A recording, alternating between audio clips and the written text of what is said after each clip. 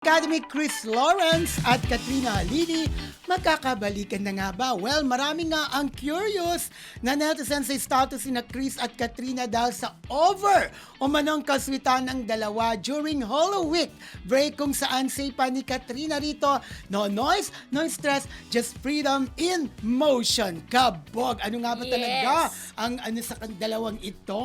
Yes, at may bago silang tawagan na pero talaga tanong mo naman kay Chris Lawrence, pati si Ma'am Jean.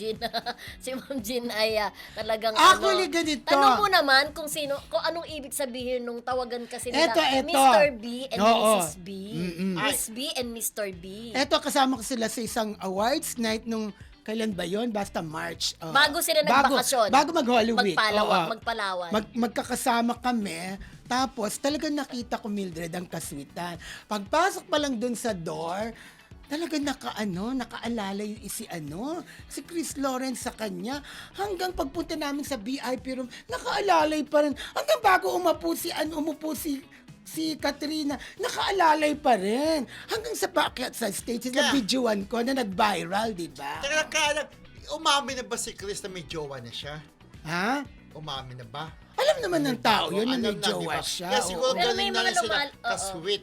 Pero kasi ganito yon nung hindi pa kasing, nung alam ng tao na may jowa pa, medyo awkward pa silang magtabi, laging nasa gitna si Katie. Ngayon daw, lately daw kasi, iba ang galawan. Pero ito, parang- iba daw ang galawan. Si Katie, hindi na daw pumapagitna, nagdidikit na daw sila.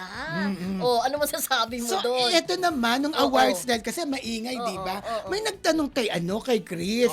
Pero dahil hindi ko masyadong pinapansin, dahil maingay, ang narinig ko lang kay Chris, ang sabi niya, alam ni Kuya Rodel ang problema ko. Sabi niya!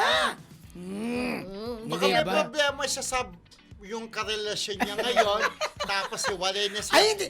Parang alam ni Mayan, sabi niyang gano'n. Oo. No? Kasi napapansin nila napapadalas yung pagbablog nila, kuya. May time talaga sila sa isa't isa. At madalas si Chris sa bahay ni Katrina. Sa bahay ni Kuya. Sa bahay ni Katrina, madalas siya doon. Sa El Nido yan. Hindi dito sa akala ko. tinitirhan niya dito. Yung nagkaroling tayo, pinuntahan natin yung bahay na yun. Pamilyar yung bahay sa akin eh. Kay Katrina yun. Doon pa rin si Katrina yun. Katrina. Oo. Hanggang ngayon? Oo. Bongga. Oo, malaki yung bahay na yun eh. Kaya sabi ko, pamilyar sa akin yung lugar na yun. Pero nga kung may problema siya, baka may problema nga doon sa jowa, alamin mo. Yes. At kung sila nga ay nagkabalikan na, kasi hindi sila magiging sweet ng ganyan sa Yes. isa't isa kung walang something na sa kanilang namamagitan, di ba? At saka nung makita ko si Katrina, talagang blooming na blooming ang Kaya kung gusto ko itsura. magkabalikan para din sa bata. Di ba? Iba pa rin yung buo yung